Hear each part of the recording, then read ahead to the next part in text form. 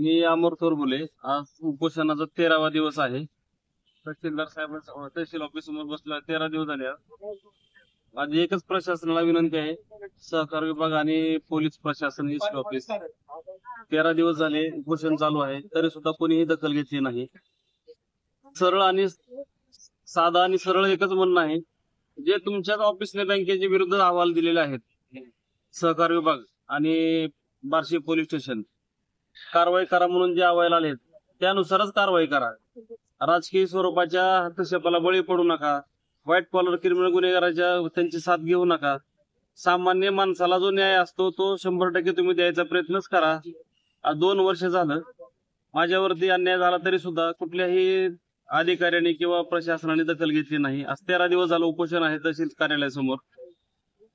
मोठ्या मोठ्या पैशावाल्या पावर पुढं हे सगळं प्रशासन नमलेलं आहे आणि गेंड्याची कातडी पांघरून स्वतः बसलेला आहे.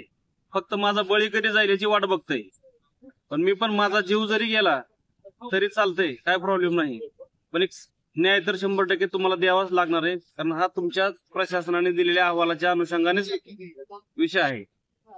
एक सामान्य माणूस पोटतिडकीनं किती जरी तुमच्यावर हातापाया जरी पडला की बाबा मला न्याय द्या, तरी तुम्ही न्याय देऊ शकत नाही. हे 100% अधोरेखित झालेलं आहे.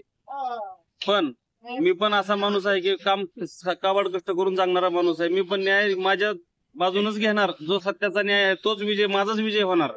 न्याय गुन्हा दाखल झाल्याशिवाय मी पण उठणार नाही. संबंधित यंत्रणेने याची दखल घ्यावी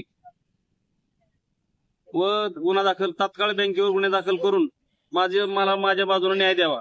जो वास्तविक आहे, जो खरा आहे त्याच्या बाजूने न्याय निवाडा करावा, एवढी विनंती.